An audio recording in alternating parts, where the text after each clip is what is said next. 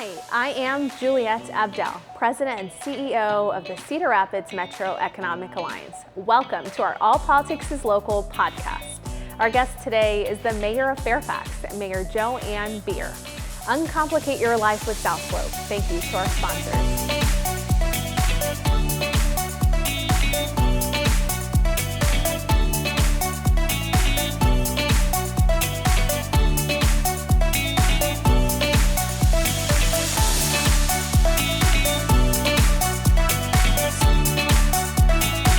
Well, good afternoon, Mayor Beer. Thank you so much for joining us.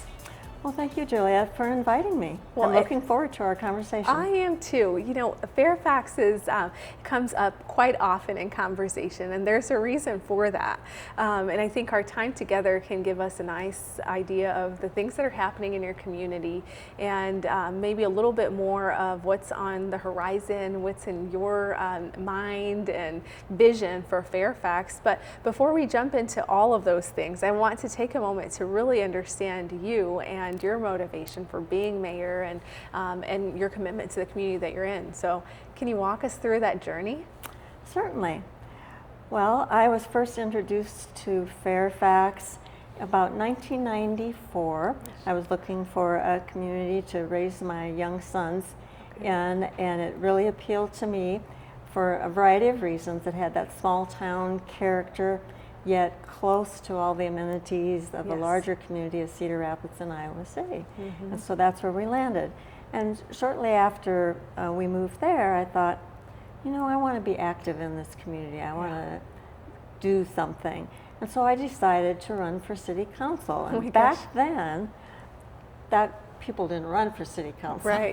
It's like you're just trying to get somebody to run. So even though I wasn't really known in the community at all, I got the signatures that were required to get on the ballot, and I actually won. Yeah. And ended up on city council for 20 years. Oh, wow. So a lot has changed in those 20 years. There have been a lot of changes. Wow. And then I voluntarily retired after 20 years, decided it was time for a fresh outlook on things on the council, and just kind of laid back for a year. And then I'm like, you know what, I miss being involved. This is hard. I can't just ignore everything that's going on. So then I decided, well, I think I'm going to run for mayor. Okay. And so did that. And how I became mayor was kind of unusual in that our former mayor resigned before his term had expired. And so we had a special election in May of 2023. Wow. And so I won that election, but then immediately had to turn around in November of that same year. Run for re-election. Oh, goodness. After just a few short months. Yes. And so I won that re-election campaign. Sure. And our terms are 2 years. And just got reelected again last November.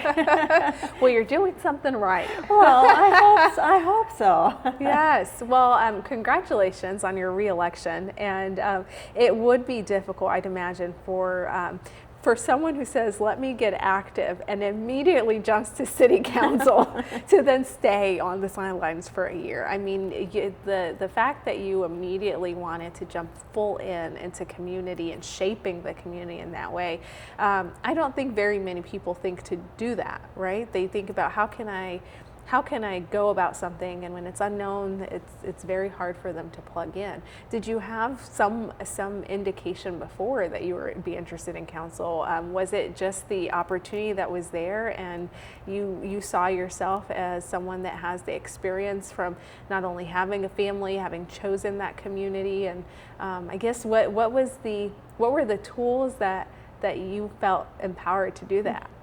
Well, I didn't really have any political aspirations at all, and I still don't feel like I'm a politician. Yes. I feel like I'm a community advocate. Yes. And so, in our community, and as well as all the others, are built on volunteers. Yeah. And so I was looking for a way to volunteer.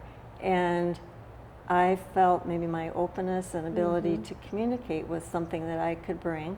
and my desire to work hard for my community. Absolutely, yeah, and I love that perspective that you're a community advocate for the things that can be championed in Fairfax. What are some of those, so in your tenure now, and now that you've got 2 times that you've been engaged in a local municipal type of elected office, whether it was the initial time that you were on for 20 years or now having been mayor and into your 2nd season of that, what are some of those successes that you can look back and say, you know, these were areas that came up and they were necessary to happen, and I was so pleased to see it come through for our community? Well, we're trying to make advances in order to improve our communication with the community. One of the things that's happened since I've become mayor is we have started videoing our council meetings. Oh, good. And they're out on YouTube. Yes. And our next meeting next week, we're going another step yet and having them live broadcast rather than just good. taped. Yes. And for viewing later. So we're taking small steps in directions and listening to the community and what they want. And we're doing a lot of different recycling efforts. We just kicked off a new battery recycling program, yes. which sounds like a small program, but to some people it's very it's actually a big thing. I mean, yeah. Ever open your junk drawer to see how many dead Sure. batteries are laying in there? I am guilty of a lot. So just a couple of small examples, and we take great pride in our Parks and Recreation Yeah. program as well, and we continue. When I first became a council member, we had one park, one small Oh my gosh. park, and now we have 7 to 9 parks, depending on whether you count the dog parks Sure. and Yes. that type of amenity. Yeah. So we've really expanded in that area. Well, as that's well. 7 folds. Yeah, that's a pretty big expansion. And, you know, I love the ability for you to open up your lines of communication for community members. And that comment that you made of listening to the community really shows with these videos that are now available for them to watch. But even the next step of in real time for people to be able to tune into council meetings if they can't be there present and in person. I think it also kind of loops in very, very well with our brand and title for this podcast, which is All Politics is Local. And it's often a question that I like to throw to our elected officials at the local level. What does that truly mean to you, and how does that fit into the work that you're doing? Well, it does start at the local level. And again, I don't feel like I'm a politician, but a community advocate, and that's where it starts. Our foundation is based off of volunteers, and we set the tone for what happens at the county level, and then that goes up the ladder to what goes on at the state level, and then hopefully above and beyond that. So if we don't do anything at the local level, politically speaking, then we just are subject to all the decisions being made above us. Yes. Yeah, absolutely. And so having kind of a united voice of here's the things that we would like and how we can shape ourselves instead of being told what direction to go, and not necessarily having our unique areas of interests kind of highlighted and spoken for. So 7 different parks, 7 to 9 parks that are there. And you've also had a boom, I think, in housing to some degree as well. What are some of those, if no one's been to Fairfax before, which they should, I mean, you're right there, but if they haven't been before, what are some of the things that you'd want them to make sure they come out and see, whether it is a program, a community event, or a newer dog park that's there that they can experience? Well, that is usually a surprise. I recently had some guests from further east in our state take a little tour of our community, and they went by what we call our sports complex. I'm like, wow, this is pretty nice for a community of only about 3,000 in population.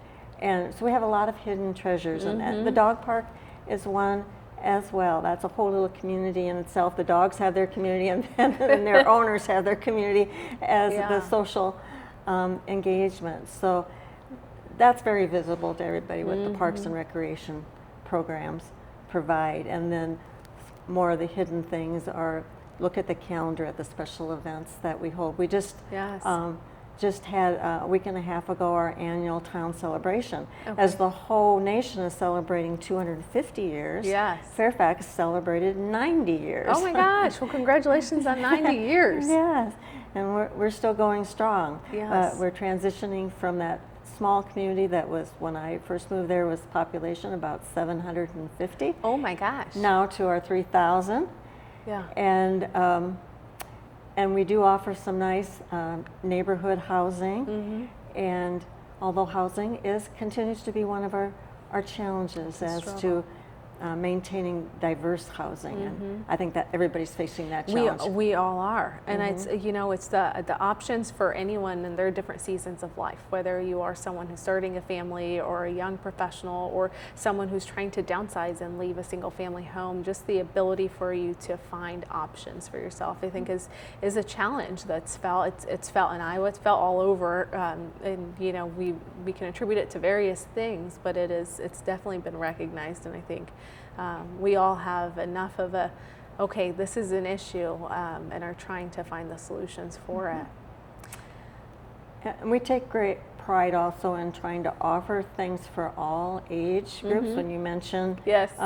Possibly downsizing, housing-wise, we do offer a variety of condos, but to complement that, we've been working on I'll call it a senior social Yes. club.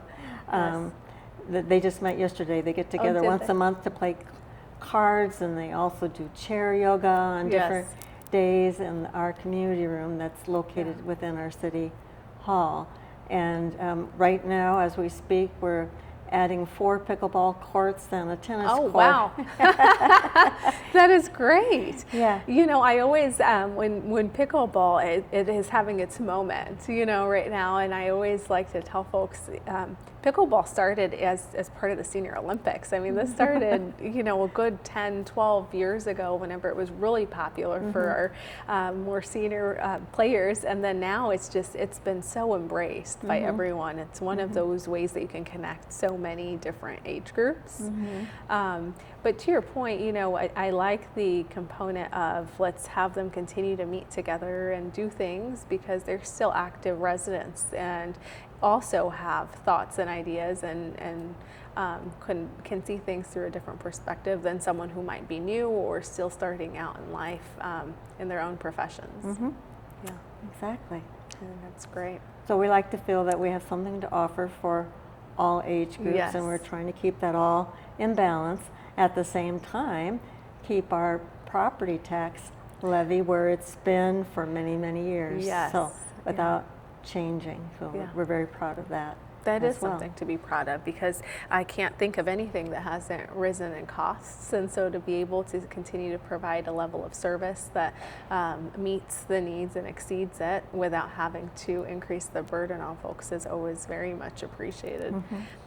How does industry, business, small businesses, or mom and pop type of establishments look in Fairfax right now, and how does that landscape, or is it has it been increasingly more opportunistic for business to look to open in Fairfax lately? I like to think that we have lots of opportunity for local businesses, and talking to residents as I was out on the campaign trail. Yes. I did a lot of door knocking. I love to do that. They say they want that. Yeah. They prefer not the big box franchise stores in our community. They'll drive Cedar Rapids if they want that. Yeah. But within our community, they want the locally owned small mom and pop shops, and we do have some spaces available currently for that, and we've attracted more recent additions. Is we have a little coffee shop that's really close to our city hall, and right next to them is a business that does a lot of crafting. They offer all kinds of classes for all age groups for crafts, and so, but there's room for more, and we would love to see a variety of those types of businesses as well. And what we'd really love to embrace is more sit-down restaurants. Yes, yes. Well, and it's more areas, again, it feeds back why you do what you're doing, because you are very much focused on your community. But those spaces, whether it's a coffee shop or a dining where you can sit down together, allow for those individuals to meet one another, community residents to know each other, and to support things that are local. So I'll have to check out that coffee shop at some point with you. Yeah? Okay. Okay. Great. Well, we've touched on your journey into being mayor, city council, some of the newer things and enhancements and even the amenities that you offer. Is there anything that we want to get out there across? Of course, congrats on the 90th for Fairfax, but is there any other message we want folks to know, knowing that we'll likely come back at some point with another update in the future from you on the happenings in Fairfax? We're inviting housing developers to come and talk to us about moderately priced housing, welcoming new small businesses. We're some of the stuff that is like the boring stuff that has to happen, the infrastructure things. We're in the process of replacing a bridge. Yes. And we just added a fourth well for our water system, and we're very proud that we've been able to maintain our current water system, and we're very protective of water because it is a commodity that we can't live without. Absolutely. And we value our employees that are highly trained in that area, and just have an excellent staff to help maintain and keep our community beautiful. Yes. So those are right now we're kind of concentrating on infrastructure, other than the pickleball and tennis court thing. And that's an amenity. It is an amenity, but it's an exciting one. And it seems like we try to add one amenity every year while we're continuing to work on the infrastructure types of things.